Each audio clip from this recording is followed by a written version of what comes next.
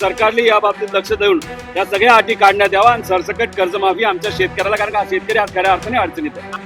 आज पाऊस नाही याचा अंदाज सगळ्यांनी सांगितलेला आहे. मग येणारं पीक हातात येणार नाही आणि कर्ज तसंही त्यांना भरता येणार नाही. त्यामुळे त्यासाठी 19ची अट तुम्ही काढावी. OTS च्या बाबतीत सुद्धा 19ची अट तुम्ही काढून आणि कोणालाही तुम्ही असं बोलू नये की आधी पैसे भरा म्हणजे कर्ज वसुली करा, मग राहिलेले पैसे आम्ही देतो.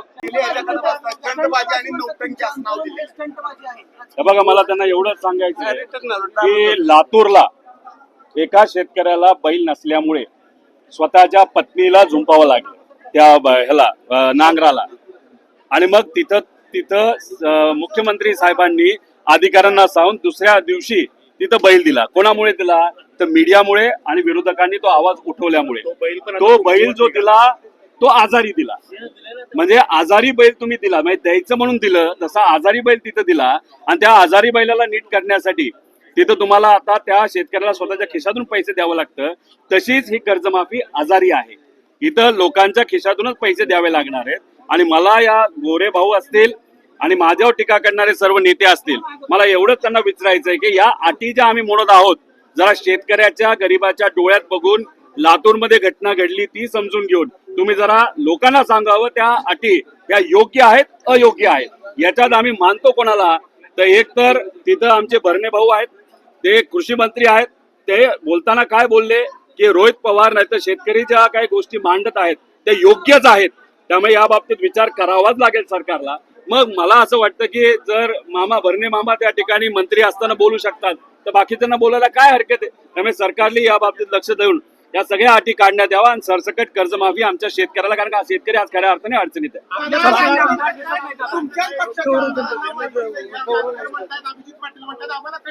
तुम्हाला एक सांगतो, मी माझ्या घरच्यांना सुद्धा सांगितलं नाही मी आंदोलन करतो. त्यांना टीव्हीच्या मदतीने आणि मी जेव्हा घोषणा केली तेव्हा हे काय राजकीय आंदोलन नाहीये की आमदारांना सांगावं एक गर्दी करा. लोक आलेत ते स्वतःहून आलेले आहेत. आम्हाला कुठे राजकारण त्या ठिकाणी करायचं नाही. त्यामुळे ज्यांना कोणाला वाटत असेल आम्हाला सांगितलं नाही, एक तर आम्ही कोणाला सांगितलेलं नाही. त्यामुळे टीव्हीकडे बघून माहिती ज्यांच्यापर्यंत पोहोचलेली आहे ते लोक शेतकऱ्यांच्या प्रती असणारा कळवळा, त्यांच्या प्रती असणारी आस्था हे बघून नक्कीच या आंदोलनाला पाठिंबा देण्यासाठी अनेक आमदार आणि अनेक लोक या ठिकाणी येतील असा मला विश्वास आहे.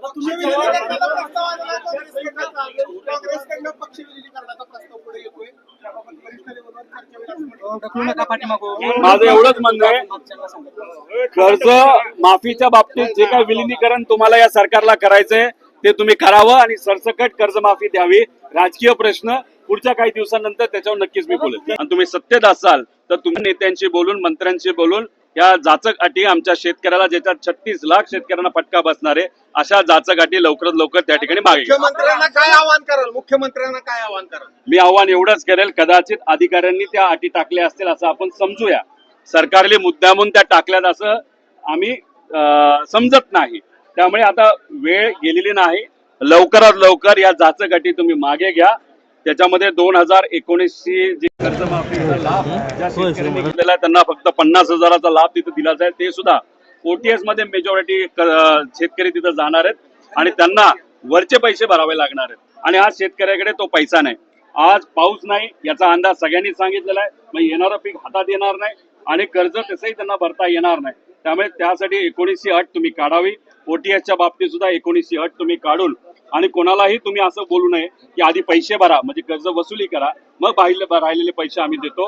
डायरेक्ट तुम्ही 2 लाख रुपये शेतकऱ्याच्या अकाउंटमध्ये टाका आणि जे रेग्युलर कस्टमर जे शेतकरी आहेत त्यांना मात्र त्या ठिकाणी तुम्ही 25, 26, 27, 27 म्हणजे जो वर्ष अजून झालं नाही म्हणजे कदाचित तो पैसा आता मिळणार नाही असे 14 लाख शेतकरी आहेत. ते पुढे ढकलत आहात. ती सुद्धा अट काढून आत्ताच्या आत्ता त्यांना त्या ठिकाणी मदत करावी. आणि विमा त्याच्यातल्या ज्या अटी तुम्ही 4 अटी या काढल्या होत्या त्या अटी परत आणण्यात यावा, जेणेकरून शेतकऱ्यांना फायदा होईल आणि 1 रुपयामध्ये विमा देण्यात यावा अशा आमच्या सगळ्या मागण्या आहेत.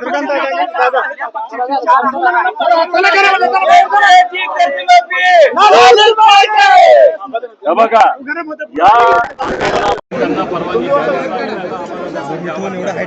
या तसं नाही झालं तर हे प्रतिकात्मक आहे.